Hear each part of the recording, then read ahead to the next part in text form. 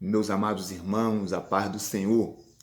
Já quero louvar a Deus, querido, pela sua vida, aluno da nossa classe Abraão, obreiros da nossa congregação em Alto Castro.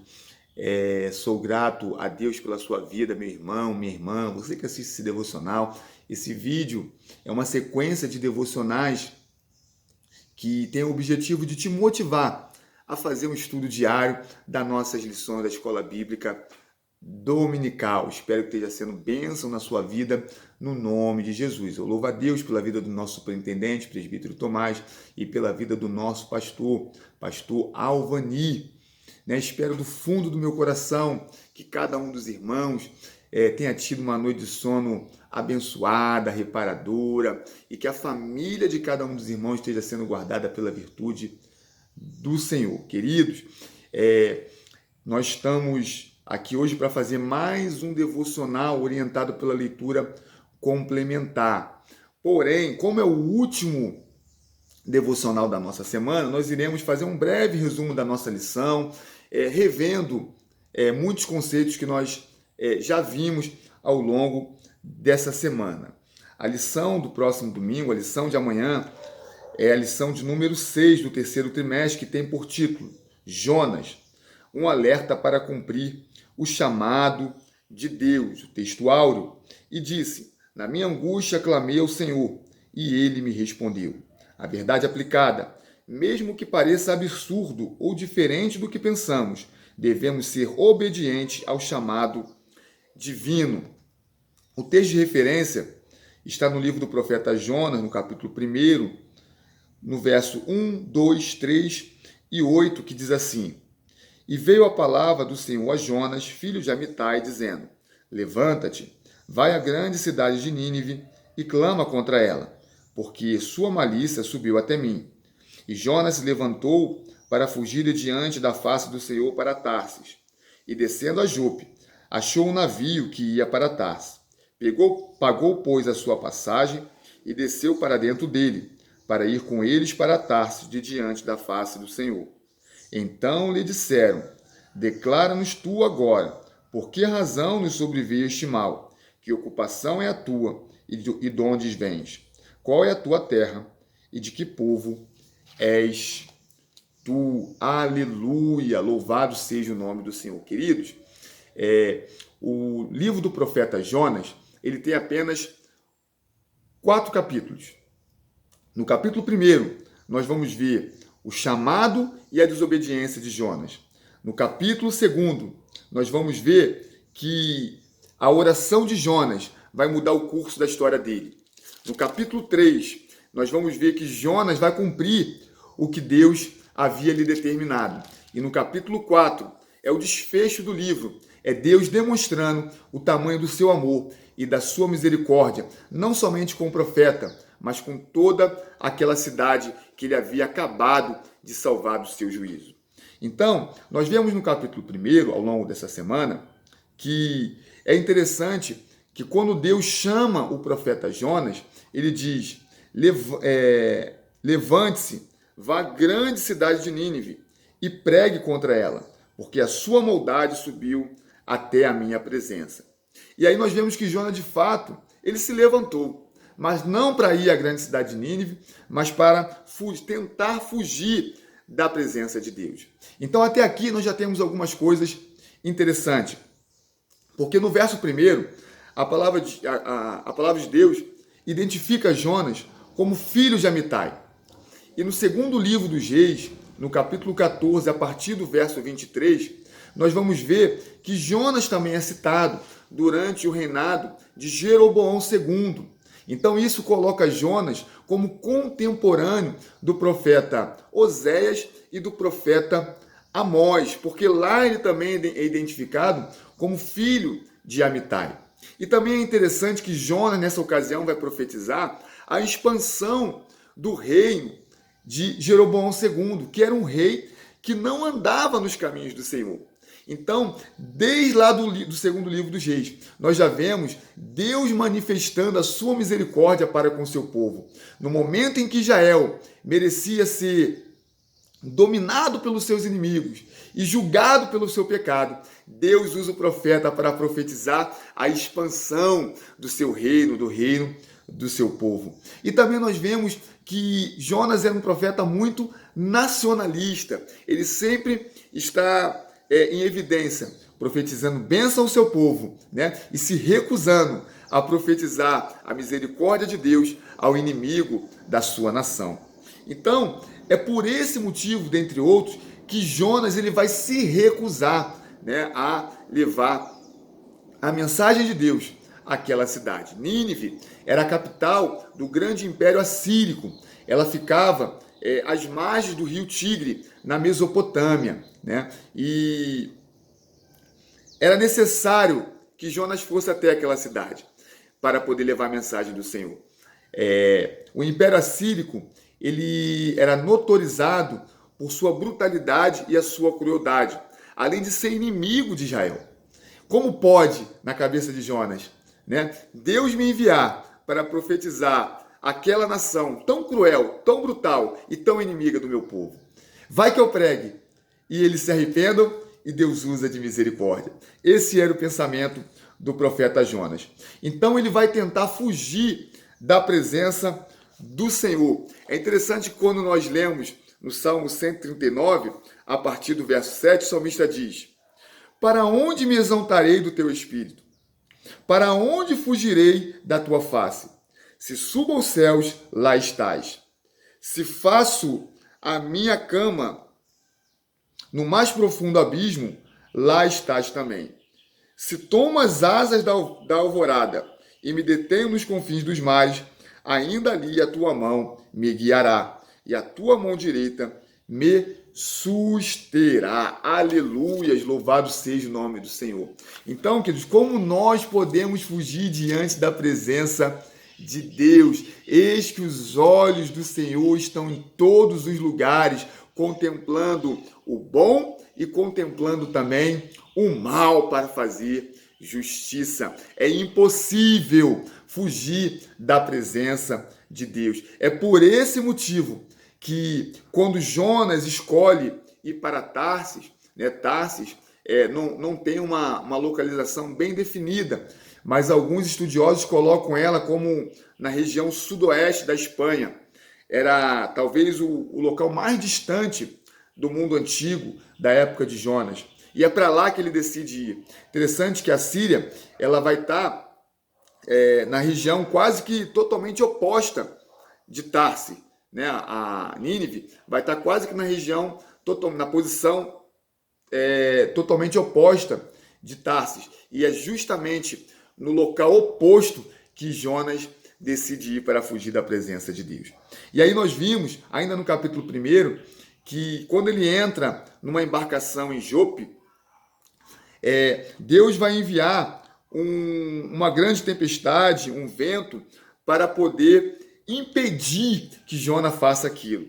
Lá no verso 4 diz: mas o Senhor lançou sobre o mar um forte vento, e levantou-se uma tempestade tão violenta que parecia que o navio estava a ponto de se despedaçar, né?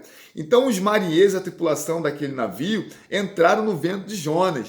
Nós vimos que nós temos que tomar cuidado, porque quando nós andamos com pessoas que não andam pelos caminhos do Senhor, nós corremos o risco de entrar no vento dessas pessoas, né? Às vezes nós vem coisas, adversidade na nossa vida, que são oriundas desse vento que Deus está enviando a pessoas que estão ao nosso lado, que estão andando em contrariedade com a sua palavra. Que Deus possa nos dar essa clareza, irmãos.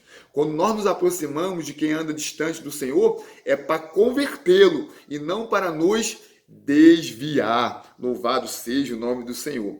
Então, nós vemos que aquela tripulação vai usar para com Jonas de uma misericórdia que Jonas não queria usar com aquela nação em Nínive, né? Porque eles vão resistir e lançar Jonas ao mar. Quando é revelado àqueles homens que Jonas estava dando causa àquela grande tempestade, eles se recusaram e continuaram remando. E ainda quando lançaram Jonas ao mar, eles clamaram pela misericórdia de Deus, porque temiam ao Senhor. Então, quando Jonas é lançado ao mar, nós vimos que Deus vai usar um grande peixe para não somente salvar a vida de Jonas, para redirecionar Jonas para os seus propósitos. Queridos, que durante essa semana, com todo o estudo que nós estamos tendo, que Deus possa dar um redirecionamento ao seu ministério, né?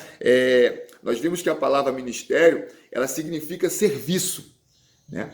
Ministério, que não é só ser presbítero, ser evangelista, ser pastor, não. Ministério é serviço. Quem recebe o ministério de Deus, recebe um trabalho para ser executado. Aleluias! Louvado seja o nome do Senhor. Então, aquele grande peixe vai redirecionar o ministério de Jonas. É interessante que algumas versões se refere a esse grande peixe como uma baleia, né? O comentarista, ele diz lá no tópico 2, de acordo com alguns dicionários gregos, a palavra grega subjacente, que é traduzida como baleia, é a palavra ketos, e é definida amplamente como uma grande criatura marinha, monstro marinho, ou peixe enorme. Então, às vezes a gente encontra, queridos, essa denominação em algumas versões, traduções bíblicas, de baleia, porque no grego a tradução para baleia é a mesma tradução para um grande peixe, né? Então, é por isso que lá no Novo Testamento, daqui a pouco nós vamos ler um versículo bíblico, que nós vamos encontrar a baleia se referindo a esse grande peixe que engoliu o profeta Jonas, né? Entretanto, ele diz ainda, o fato mais importante a ser ressaltado é que não importa o quão longe o homem esteja de Deus e da sua vontade, ainda assim, o Senhor poderá alcançá-lo e trazê-lo novamente para junto de si. Então, enquanto o profeta Jonas tentava se afastar do propósito de Deus, Deus movia o vento, Deus movia o mar, Deus movia os animais subaquáticos para trazer Jonas novamente para junto da sua vontade e do seu propósito. Que coisa maravilhosa! Que não seja necessário, queridos, que Deus mova tantas coisas para nos trazer para junto deles, que nós possamos, ao ler a sua palavra, né, despertar em nós o desejo de fazer o serviço que ele tem colocado em nossas mãos para ser feito.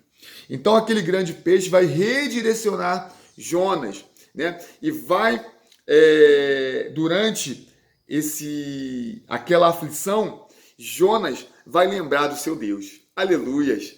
No capítulo 2, ele vai orar ao Senhor, para que o Senhor livre ele daquela aflição. Então, no capítulo 2, no verso 1 diz, então Jonas, do ventre do peixe, orou ao Senhor, seu Deus, e disse, na minha angústia, clamei ao Senhor, e ele me respondeu. Querido, nós servimos a um Deus que ouve as nossas orações. Olha como é que o livro e a história, a vida de Jonas é impregnado com a misericórdia de Deus.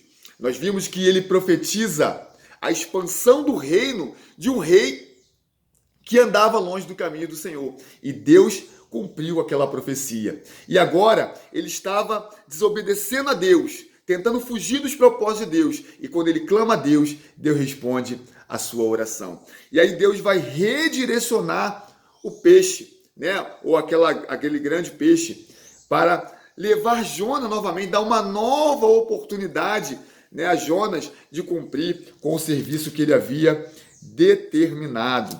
E aí nós vemos que aquele grande peixe vai vomitar Jonas em terra. E agora sim, Deus vai falar novamente com Jonas no capítulo 3. Levante-se, vá à grande cidade de Nínive e pregue contra ela a mensagem que eu lhe darei. E agora sim o verso 3 vai dizer que Jonas se levantou e foi a Nínive, segundo a palavra do Senhor.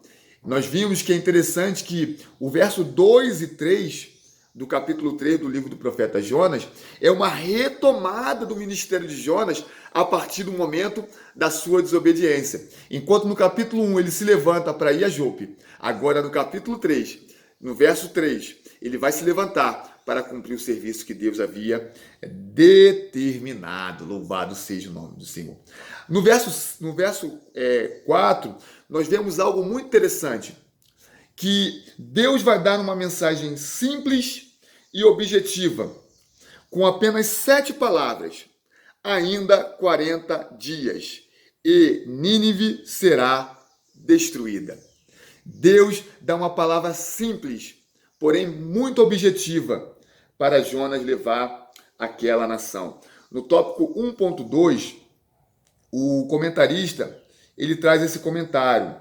Ele diz que uma mensagem breve, simples e objetiva, uma mensagem sem rodeio, justificativas ou exceções, possivelmente tenha sido essa fórmula que a tornou tão eficaz. Essas 7 palavras, essa mensagem que Jonas levou aos ninivitas, nos traz uma profunda reflexão, sobretudo numa classe de obreiros, né? Qual o tipo de mensagem que nós estamos pregando? Né? Porque uma mensagem tão simples, tão objetiva, foi necessária, foi suficiente para converter toda a uma cidade.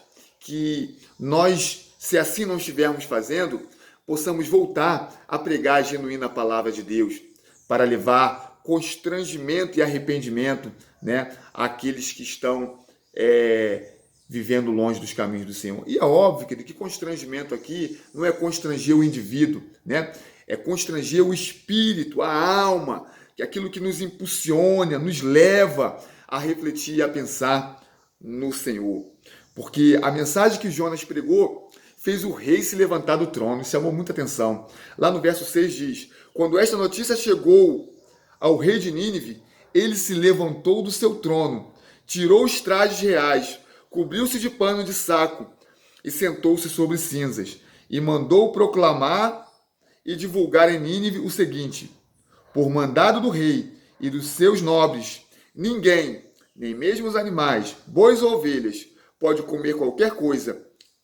Não lhes deem pastos, nem deixem que bebam água. Então ele apregou o jejum, de maneira que do menor ao maior, incluindo os animais, ninguém poderia comer nem beber nada. Louvado seja o nome do Senhor. Então nós vemos aqui um constrangimento, né? Aquele povo, diante de uma mensagem simples e objetiva, se voltou para Deus. Querido, é tempo de nós nos voltarmos para Deus. Nós vemos que Deus tem falado de maneira tão profunda com a igreja do nosso tempo, né? E ainda assim, pessoas com o coração tão endurecido que não conseguem se voltar para Deus e para a sua palavra. E aí, quando nós vemos diante de uma nação tão cruel, apenas 7 palavras foram necessárias para que eles se voltassem para Deus e se arrependessem genuinamente dos seus pecados. Lá no Evangelho de Mateus, no capítulo 12, a partir do verso 38, diz assim: então alguns escribas e fariseus disseram a Jesus: mestre, queremos ver algum sinal feito pelo Senhor. Mas ele respondeu: uma geração perversa e adúltera pede um sinal, mas nenhum sinal lhe será dado senão do profeta Jonas. Porque assim como Jonas esteve 3 dias e 3 noites no ventre do grande peixe, assim o Filho do Homem estará 3 dias e 3 noites no coração da terra. Ninivitas se levantarão no juízo com esta geração e a condenarão, porque se arrependeram com a pregação de Jonas. E aqui está quem é maior do que Jonas. Então, algumas coisas nos chamam a atenção nas palavras de Jesus. Primeiramente, que o período de aflição que Jonas passou dentro do ventre daquele grande peixe era uma tipologia do sofrimento, né, da morte de Cristo, que durante 3 dias, né, esteve no sepulcro, né, para que nós tivéssemos vida. Jonas permaneceu 3 dias no ventre do grande peixe, para que a mensagem dele chegasse até os ninivitas. Foi necessário Jesus morrer, né? Ficar 3 dias no sepulcro, para que nós fôssemos remidos do nosso pecado. Porque a palavra de Deus diz que no 3º dia ele ressuscitou. Aleluia, louvado seja o nome do Senhor.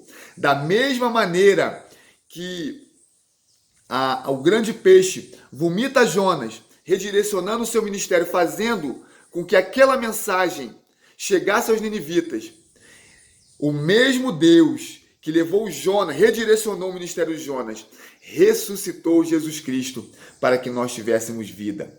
Ele levou vida aos ninivitas e levou vida a cada um de nós pelo poder da sua palavra. Louvado seja o nome do Senhor. Outra coisa que nos chama a atenção é que, se dirigindo ao povo de Israel, Jesus diz que os próprios ninivitas julgarão aquele povo. Sabe por quê? Porque eles se arrependeram. Louvado seja o nome do Senhor. Nós falamos aí ao longo dessa semana da importância do jejum no avivamento, né? Alguns irmãos participaram falando sobre o que é um avivamento, o que é o verdadeiro avivamento, né? O que é o verdadeiro avivamento, irmão? Né? Nós vemos que é impossível experimentarmos um verdadeiro avivamento se não houver um verdadeiro arrependimento.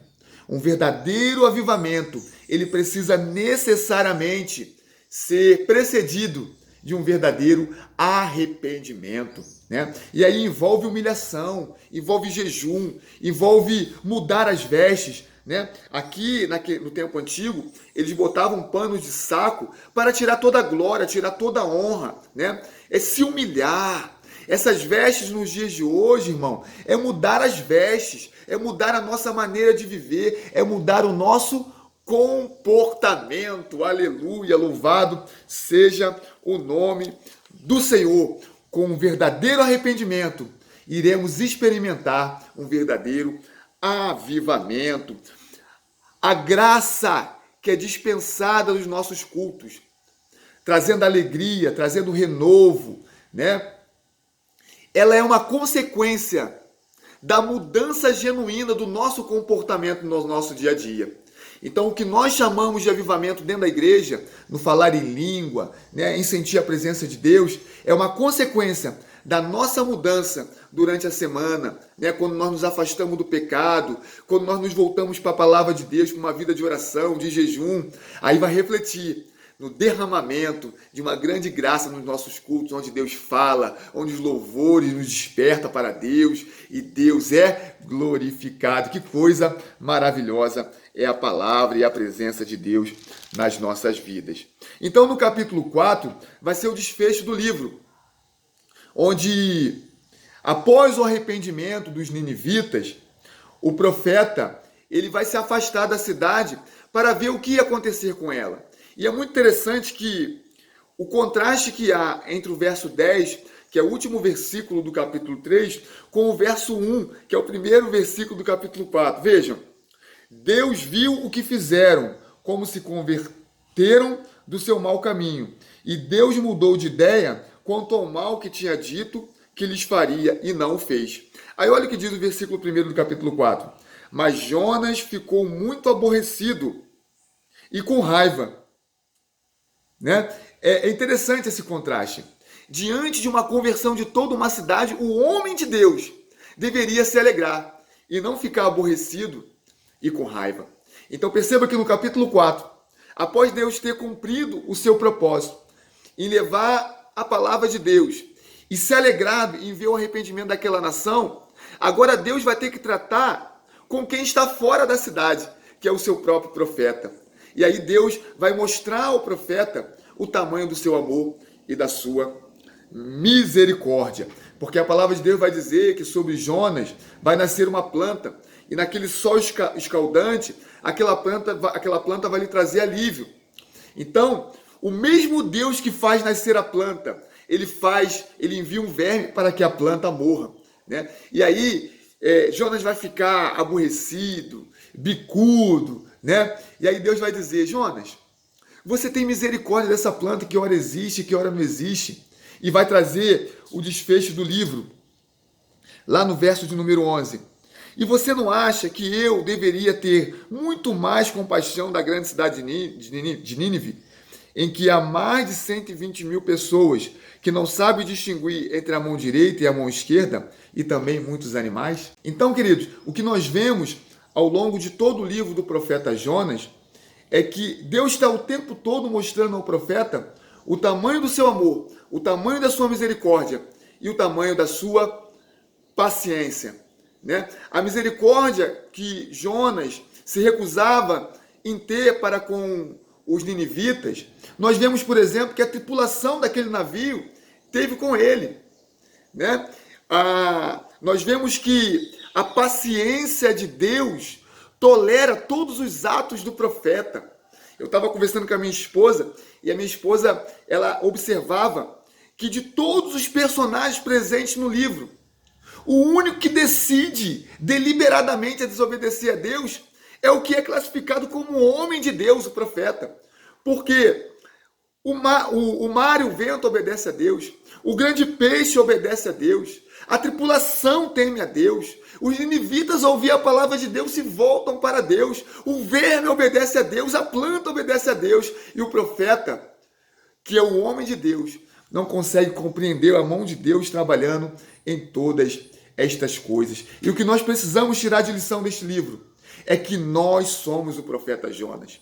Ao abrir a Bíblia Sagrada no livro do profeta Jonas, nós precisamos entender que Jonas nos representa, né? Nós que somos o povo de Deus, estamos a todo momento julgando as pessoas, aquelas que nós classificamos como nossas inimigas.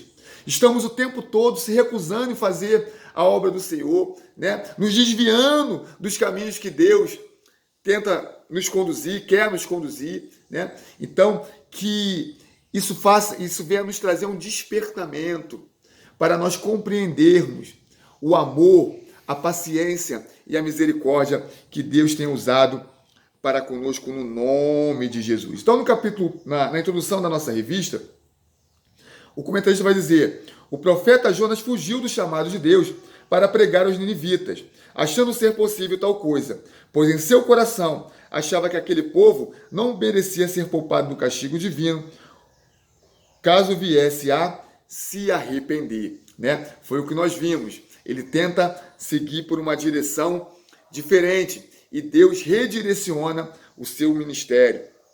No tópico 1, ele vai trazer uma breve um apontamento histórico, contextualizando a história do profeta Jonas dentro do cenário histórico. Então, ele vai nos falar que Nínive era a capital da Síria, nós já vimos isso, e que ficava localizado na Mesopotâmia, que é aquela região entre rios, né? Entre o rio Tigre e Eufrates. Nínive era uma grande cidade localizada às margens do rio Tigre. No tópico 1.1, ele vai dizer o significado do nome Jonas, vai falar que é uma pomba, né? E que tem essa conotação de mensageiros, né? Nos alertando, queridos, que nós precisamos ser pomba na mão do Senhor, precisamos ser mensageiro diante de Deus, né? Vai identificar Jonas como filho de Amiatai e vai dizer que Jonas era de uma pequena vila de Gat-Efé, que ficava no distrito de Zebulon. Ele faz referência ao segundo livro dos Reis, no capítulo 14, no verso 25, que vai dizer justamente a localização de Jonas em Gat-Efé e também localizá-lo, né, no tempo, dentro do período do rei Jeroboão II. Aleluia, louvado seja o nome do Senhor. No tópico 1.2, o comentarista diz que a mensagem do profeta era, em sua essência, absolutamente condenatória. Ele deveria informar aquele povo sobre a ira de Deus como resultado de suas ações pecaminosas e perversas. Então a mensagem que Deus dá para Jonas é uma mensagem curta, objetiva e direta, sem arrudeio, né? Como diz lá no norte. Nós costumamos, quando Deus nos dá uma mensagem de correção, de advertência, de exortação, nós nos sentimos, né, tentando arrumar um jeito, uma exceção, uma maneira de aliviar a mensagem. Mas a mensagem de Deus para aquele povo foi direta. E é interessante que ele vai dizer, talvez por isso que tornou essa mensagem tão eficaz. No tópico 1.3, vai falar a resistência de Jonas ao seu chamado. Né? Diz, Deus disse a Jonas, levanta-te, vá à grande cidade de Nínive e clama contra ela, porque a sua malícia subiu contra mim. Humanamente falando, não é difícil entender porque essa não foi uma tarefa fácil de cumprir. Assim como Oséias e outros profetas, Jonas também teve uma missão desafiadora. Ele precisava ir ao território inimigo e pregar uma mensagem de destruição a um povo poderoso e violento. Como já dito anteriormente, a truculência daquele povo era o que mantinha no poder o domínio de outras nações. O medo e a barbárie eram as ferramentas de dominação dos assírios. Como enfrentar esse povo em seu território e ainda com uma mensagem que anunciava o seu extermínio. Então, queridos, diante de alguns desafios, fazer a obra de Deus nos impõe alguns desafios, né? Mas nós devemos confiar no Deus da obra. Queridos, no momento de dificuldade no nosso ministério, no momento que nós tememos, né? No momento que nós somos tentados a retroceder, nós devemos lembrar que de fato nós somos incapazes de fazer a obra do Senhor, mas nós devemos confiar que o Deus da obra é que nos garante. Então, que nós precisamos confiar no Deus da obra para fazer a obra de Deus. Aleluia! Nós precisamos confiar no Deus da obra para fazer a obra de Deus. No tópico 2, ele vai falar da fuga do profeta. Né? Que mediante esse desafio, Jonas ele vai tentar fugir. Nós vimos aqui no Salmo 139, né? Como fugir do Espírito de Deus. Né? Se nós formos ao alto monte, ele está lá. Se nós formos ao mais profundo do abismo, na habitação dos mortos, ali ele também contempla todas as coisas. Né? E o salmista ainda diz que ele, se for no mais profundo dos mares, ali a mão de Deus guiará. Queridos, melhor do que fugir da obra de Deus é fazer a obra. Porque quando nós fugimos, nós dependemos esforço. Né? Há um grande conflito emocional. Já viu quando você não vai no culto? E você fica, eu deveria ter ido. Então você nem vai adorar o Senhor e nem fica bem na sua casa. Porque o Espírito Santo de Deus que habita em você te impulsiona a fazer as coisas que agradam a Deus. Então se entregue à força e ação do Espírito Santo na sua vida, que você vai ser abençoado no nome de Jesus. Jonas, o grande peixe. O fato de algumas traduções do texto bíblico usar a palavra baleia ao invés de grande peixe, como em outras traduções, tem sido motivo de grandes discussões, erros e muito ceticismo entre as pessoas. Eu vou pular aqui, lá para o final, que ele dá uma conclusão interessante. Entretanto, o fato mais importante de ser ressaltado é que não importa o quão longe o homem esteja de Deus e da sua vontade, ainda assim o Senhor poderá alcançá-lo e trazê-lo novamente para junto de si. É interessante, querido, nós desviarmos dessas discussões que não edificam. Se é uma baleia, se é um grande peixe. Quando fala de Jonas, a primeira discussão que vem é se é uma baleia, se é um grande peixe. O foco aqui é que Deus usou de meios improváveis, né, para impedir que Jonas se desviasse dele, né, e fazer com que Jonas cumprisse o serviço que havia de ser feito. Aqui fala, queridos, muito sobre o amor de Deus sobre os ninivitas, mas a evidência também está sobre o amor de Deus sobre o profeta, porque Deus poderia levantar outro profeta para levar a mensagem, mas o que Deus não queria é que Jonas se afastasse do propósito dele. Deus quer manifestar o amor dele sobre as nossas vidas.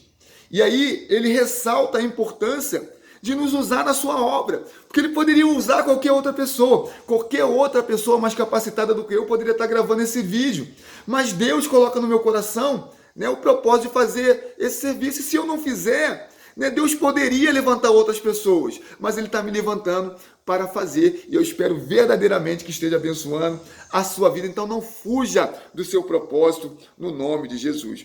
No tópico 2.2 vai falar a segunda chamada de Jonas. Jonas, arrependido, orou a Deus. E Deus ouviu a sua oração e disse: na minha angústia clamei ao Senhor, e ele me respondeu: do ventre do inferno gritei, e tu ouviste a minha voz. Uma vez que o Senhor havia lhe poupado a vida, o profeta tem a oportunidade de retomar os planos iniciais do seu ministério, que eram os planos de Deus e não os seus. Os planos do nosso ministério, aquilo que nós desempenhamos, que Deus tem nos levado a desempenhar, não são nossos planos não, querido, são os planos de Deus.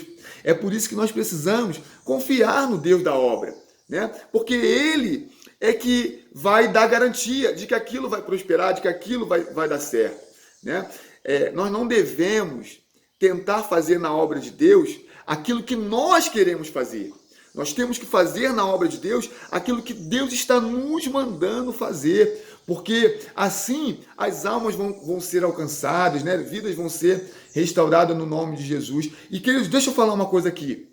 Ainda que nós não consigamos ver o que Deus está fazendo na sua obra através da nossa vida, continue crendo, porque muitas das profecias os profetas não viram, né? Mas a quem aquela profecia se cumpriu, eles irão reconhecer que Deus te usou como profeta na vida deles, no nome de Jesus. No tópico 2.3, vai falar do arrependimento em Nínive.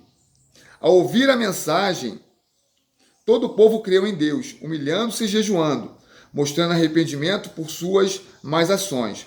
Do rei até o mais carente do povo, incluindo os animais, todos ficaram cobertos de roupas de saco e sob cinzas. O improvável aos olhos do profeta aconteceu. A perversa, imoral e idólatra Nínive se arrependeu e se converteu. A pregação de Jonas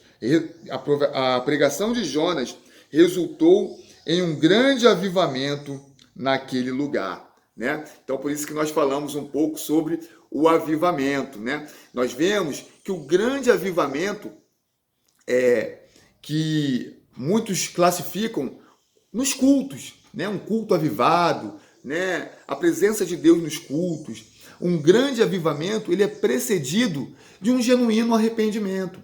Nós não teremos avivamento nas nossas igrejas, na nossa vida espiritual, se antes nós não nos humilharmos diante da presença de Deus com jejum, né? Mudando as nossas vestes, né? Mudando o nosso comportamento, nos voltando. O que é avivamento? É nos voltar para as coisas de Deus, e principalmente para a oração e para a sua palavra. Aí nós vamos ver evidência disso nos nossos cultos de louvor e adoração ao Senhor. Aleluia. No tópico 3, vai fazer a aplicação do livro nos dias de hoje. Então, primeiro, o poder de Deus.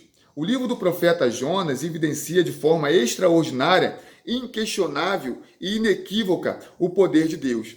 A experiência vivenciada pelo profeta demonstrou o poder de Deus sobre a natureza quando viu a tempestade e acalmou. Também ao enviar o grande peixe para resgatá-lo e ao devolvê-lo em segurança na praia. Da mesma forma, quando acelerou o crescimento de uma planta, a boboreira, e usou um verme para destruí-la, numa demonstração pedagógica de que nada foge ao seu controle. É interessante que o livro do profeta Jonas parece ser uma grande lição prática para o profeta, para a igreja, queridos. Essa lição é para a igreja. Às vezes nós estamos vivendo os milagres de Deus e não estamos evidenciando, não estamos percebendo a manifestação do grande poder de Deus, né? Foi necessário enviar o vento e acalmar o vento. Foi necessário de tantos animais, de tantas coisas que poderiam acontecer. Ao invés de um grande peixe, Deus poderia ter enviado um tubarão para acabar com a vida de Jonas. Mas foi um grande peixe, querido, que vai conservar. Parece fácil, né? Conservar alguém vivo dentro de um grande peixe. Não, queridos. O grande peixe é um milagre, conservar Jonas no ventre daquele grande peixe é outro milagre. E aquele peixe redirecionar Jonas é uma outra manifestação do poder de Deus, né? E com 7 palavras, aí talvez esteja o maior milagre. Com 7 palavras, né? Converter toda uma cidade para a glória de Deus. Deus fazer uma planta crescer rapidamente para levar alívio ao profeta. e logo depois um verme para matar aquela planta. Então, o livro do profeta Jonas é um grande ensino de como Deus faz para conduzir a sua igreja também nos dias de hoje. Tópico 3.2, arrependimento produz mudança. Jesus declarou, e nós lemos, os ninivitas ressurgirão no juízo com esta geração e a condenarão porque se arrependeram com a pregação de Jonas. O verdadeiro arrependimento produz mudança total no modo de viver, né? A teologia chama de metanoia, né? O que é metanoia? É a conversão. Se você tiver com o teu carro na estrada e você vê a placa dizendo conversão à direita, né? É um retorno, ou seja, é você mudar o sentido que você seguia naquela estrada. Você vai passar a andar agora no sentido totalmente oposto. Sem Jesus, nós estávamos andando no caminho da morte. Com Jesus, nós fazemos o retorno e passamos a seguir no caminho da vida e a vida eterna. Louvado seja o nome do Senhor. Então, queridos, o arrependimento precisa implicar mudança total de vida. A mudança total significa mudar totalmente, não é mudar parcialmente. Se você roubava muito e você passa a roubar pouco, você não mudou totalmente, porque você continua roubando. Se você mentia muito e você passou a mentir pouco, você não mudou totalmente, porque você continua mentindo. A metanoia é se você roubava, agora você vai passar a praticar a caridade. Se você mentia, agora você vai começar a anunciar a palavra da verdade, que é a palavra de Deus, né? Se você maltratava a sua família, agora você vai começar a se entregar pela sua família, porque você foi transformado pelo Evangelho, pela palavra de Deus. Louvado seja o nome do Senhor. No tópico 3.3 vai falar, não fuja do seu chamado. Aleluia. Querido, Deus tem falado profundamente acerca desse assunto conosco nessa semana. Tem falado muito. Não fuja do seu chamado. Deus tem um chamado específico para cada um dos seus filhos. O que Deus te levantou para fazer, Ele não quer que eu faça. Nós ontem tivemos uma palavra abençoada no nosso culto da Sexta-feira da Vitória, onde o irmão falou, né? A obra de Deus, ela não começou em nós e não vai terminar em nós. Se nós não fizermos, a obra não vai morrer, ela vai continuar, né? Mas Deus, pela sua graça, pela sua misericórdia, Ele quer que a gente faça. Então, meu amigo, meu irmão, não fuja do chamado de Deus, porque quando você se entrega para fazer a obra de Deus, né, você está fazendo aquilo que é a vontade de Deus, e Deus começa a mover para que a sua vida se organize, para que você vença os desafios que vão se levantar, as dificuldades que vão se levantar, e a gente vai vendo o quanto é gratificante estar envolvido com a obra do Senhor, né? Então, o chamado de Deus pode causar temor e desconforto para aqueles que fixam o seu olhar apenas nos desafios e obstáculos que precisarão enfrentar para cumpri-lo. No entanto, a vida de Jonas ensina aos servos de Deus que não se deve fugir ao seu chamado, qualquer que sejam os motivos que insistam em desencorajar ou desmotivar. Eu até falei aqui, né, que essa semana eu vi um texto de um missionário que diz assim, fazer a obra de Deus, ela inicia de maneira difícil. Quando nós começamos a fazer a obra de Deus, inicialmente é difícil, depois se torna impossível e então ela é realizada. Queridos, o dono da obra é que garante o cumprimento do serviço. Então, que Deus possa continuar nos abençoando, dando graça e nos encorajando a fazer a obra de Deus no nome de Jesus. Vou ler a conclusão para nós encerrarmos. A misericórdia e a graça de Deus, demonstrada para com os ninivitas, também pode ser percebida na vida e no chamado do profeta Jonas, pois mediante ao seu clamor, o Senhor o ouviu, dando-lhe uma nova oportunidade, tirando das profundezas de sua desobediência. Queridos, que Deus te abençoe, te dê um sábado abençoado, né? Que você tenha um sábado em família, um almoço abençoado em família e que amanhã Deus possa nos dar a graça de ter mais uma lição abençoada para a glória do seu nome. Fique com Deus.